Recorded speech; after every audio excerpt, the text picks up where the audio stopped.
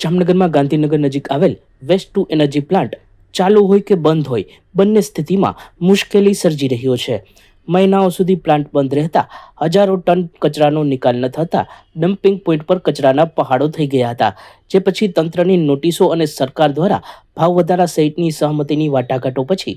Plant કાર્યરત થયો હતો। પરંતુ પ્લાન્ટમાંથી આસપાસના વિસ્તારોમાં ભારે દુર્ગંધ ફેલાતી હોવાની અસંખ્ય ફરિયાદો સ્થાનિક લોકો દ્વારા કરવામાં આવી રહી છે। આ મુદ્દે રાજ્યમંત્રી રીવાબા જાડેજાએ યોગ્ય પગલાં લેવા તંત્રને સૂચના આપતા આજે આસિસ્ટન્ટ કમિશનર મુકેશ વરણવા સહિતના અધિકારીઓનો કાફલો વેસ્ટ ટુ એનર્જી પ્લાન્ટ પહોંચ્યો હતો। અધિકારી દ્વારા અહીં વિવિધ સ્થિતિની સમીક્ષા કરી જરૂરી સૂચનાઓ આપવામાં આવી હતી। જામનગર મહાનગરપાલિકા દ્વારા વેસ્ટ ટુ એનર્જી પ્લાન્ટ ખાતે પ્રી પ્રોસેસિંગ પ્લાન્ટની અંદર કચરો પ્રોસેસ કરવામાં આવે છે, જેની સ્મેલ બાબતની ફરિયાદ આવતા આજરોજ અમો દ્વારા અત્રે વિઝિટ કરવામાં આવેલ। વખત એ લોકોને સૂચના પણ આપેલી હતી, તેમ છતાં આજરોજ વિઝિટ કરી અને સ્મેલ બાબતે અલગ અલગ સૂચનાઓ તેઓને આપવામાં આવેલ છે, જેમાં મુખ્યત્વે જે ડીઓનો સ્પ્રે કરવામાં આવે છે એ સ્પ્રે માટેના મેનપાવર વધારવો, જે અત્યારે ઓટો સ્પ્રેઇંગ થાય છે એમાં કોઈ પ્રશ્ન હોય તો એ પણ ક્લિયર કરવો, અને જે કચરો પ્રોસેસ થાય છે એને ડે ટુ ડે ઉપર નિકાલ થાય તે બાબતની જરૂરી સૂચનાઓ તેઓને આપેલ છે। અને આ બાબતે વીકમાં 2 વખત વિઝિટ કરી અને એ મુજબનો અમલ થાય તે જોવામાં આવશે। ઉલ્લેખનીય છે કે આ તકે ઉપસ્થિત આગેવાનોએ રાજ્યમંત્રી આ મુદ્દે ચિંતિત હોવાની અને નાગરિકોનું સ્વાસ્થ્ય સર્વોપરી હોવાના મુદ્દા સાથે પ્લાન્ટને અન્ય ખસેડવાની કામગીરી કરવાની વાત પણ કહી હતી। આ વિસ્તારના બધા લતાવાસીઓની પણ ફરિયાદ હોય અને રાજ્યમંત્રી રીવાબાની સૂચના હોય કે અત્યારે જે બજેટ સત્ર ચાલુ છે ત્યાં હોય તે લોકોએ અમને કીધેલું કે તમે વિઝિટ કરો, કોર્પોરેશનના અધિકારીઓને પણ સૂચના આપેલી, એટલે અમે તેને સાથે રાખી અને અત્યારે જે કંપની છે વેસ્ટ ટુ એનર્જી તેની મુલાકાત લીધેલી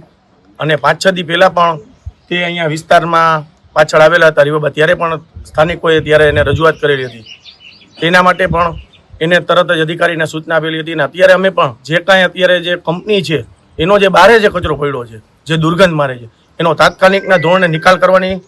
અત્યારે અમે એને સૂચના આપેલી છે। જે સ્પ્રે કરે છે, જે સ્પ્રે જે અત્યારે ડીઓ જે કરે છે જેની નોઝલ અમુક જે બધી બંધ છે એ નોઝલ પણ એને કહી દીધું છે કાલના દીમાં બધી ચાલુ કરી અને સ્પ્રે થાય એવું, અને જે મેન પાવરથી બહારે જે કચરો પડ્યો છે એમાં જે અત્યારે મેન પાવર છે એના 4 જણાનો સ્ટાફ છે, એ અત્યારે પહેલાં 2 જણાનો તો 4 જણાનો કરાવ્યો, અત્યારે એ પણ 7 થી 8 જણાનો કાલથી સ્ટાફ થઈ જાય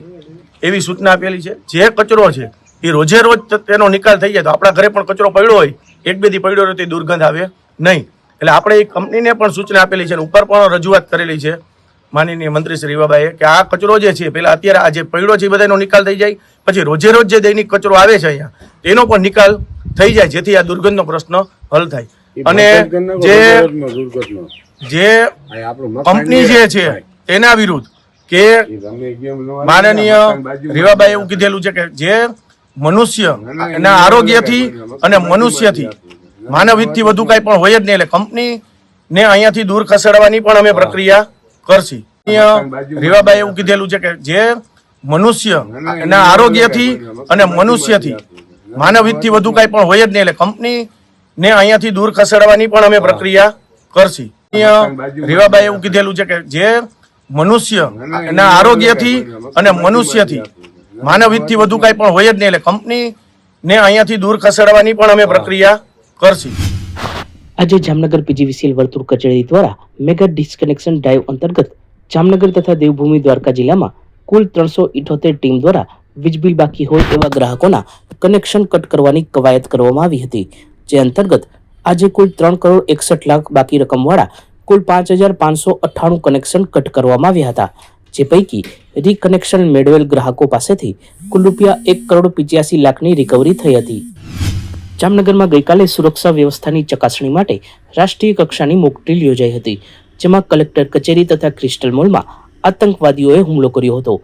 એનએસજી કમાન્ડો સહિતની સુરક્ષા ટુકડીઓએ 7 આતંકવાદીનો ખાત્મો કરી 12 બંધકને બચાવી લીધા હતા। આખરે સમગ્ર કાર્યક્રમ મોક ડ્રીલ જાહેર થતા સૌએ રાહતનો શ્વાસ લીધો હતો। સચોટ સમાચારો સૌથી ઝડપી મેળવવા માટે અમારી ચેનલને સબસ્ક્રાઇબ કરો।